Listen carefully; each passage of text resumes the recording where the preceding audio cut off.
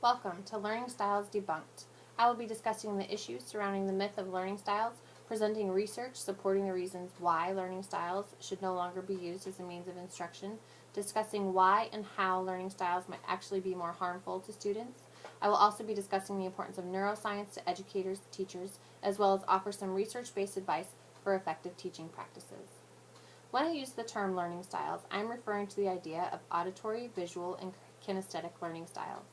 Just a reminder, auditory learners learn better when they listen to or speak and engage in group discussions. Visual learners learn better when they see pictures, diagrams, and use graphic organizers. And kinesthetic learners learn better by doing something active or tactile to learn a concept. The idea of learning styles, as stated by Carolina Klepper-Tetzel from the Learning Scientist blog, states that the learning styles approach rigidly assigns a dominant learning style to a person and recommends that this guides instruction and studying. The myth I'm going to debunk or prove to be false is the idea that teachers need to identify a student's learning style and that by doing so they need to direct their lessons to that style in order for the student to learn. Why is this myth still around? Good question. This myth has been so hard to get rid of and make people forget because people often remember false information to be true.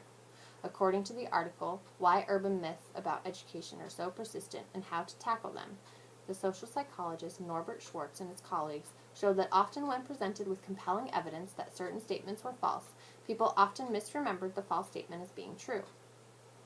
The inaccuracies of the learning styles myth are plenty. The author of How We Learn, Benedict Carey, informs us how the brain works and emphasizes the importance of things like forgetting and guessing. These are things that contribute to how we learn. The overwhelming amount of research surrounding the topic of learning styles all suggests that identifying and teaching to specific learning styles could actually hinder a student's learning. Learning through your preferred style, auditory, visual, or kinesthetic, means there won't be a lot of guessing. By using your preferred style, tasks may become less challenging. Guessing is important. According to Carey, the act of guessing engaged your mind in a different, more demanding way than straight memorization did, deepening the imprint of the correct answers. If students are not encouraged to guess, they will miss opportunities for learning and retaining information for long periods of time. Forgetting is actually necessary for learning to occur.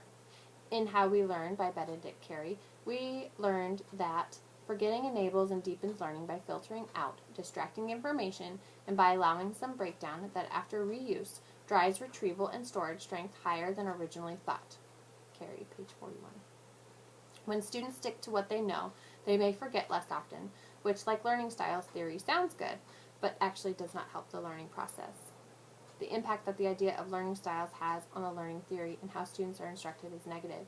According to a participant in the article, Neuroscience for Educators, What Are They Seeking and What Are They Finding?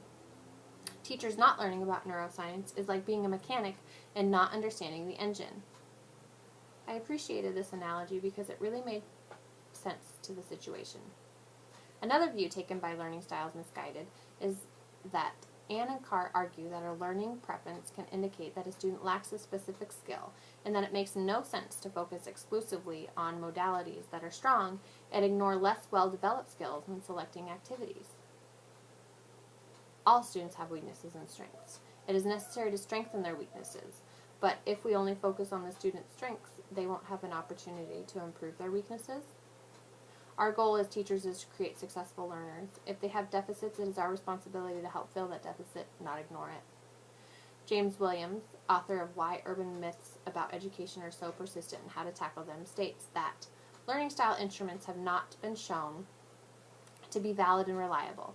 There is no benefit to matching instruction to preferred learning style, and there is no evidence that understanding one's learning style improves learning and its related outcomes. Some tips for effective teaching practices based on the articles.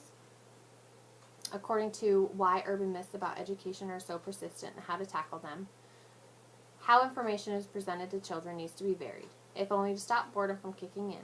The best teachers have a variety of approaches that mix and match the best learning experiences for their children.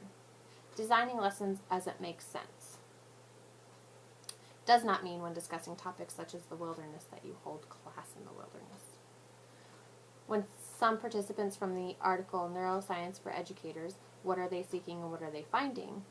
were asked for advice for better teaching practices, they responded by encouraging students to adopt Dweck's flexible mindset, employing specific strategies such as graphic organizers or decision trees, changing the structure of lessons to engage multiple senses, using repetition, or modifying the physical classroom environment. So again, a variety of lesson designs. In conclusion, identifying learning styles is not beneficial to students. Creating engaging lessons using the different learning styles as a guide to create a variety of lessons is a best practice.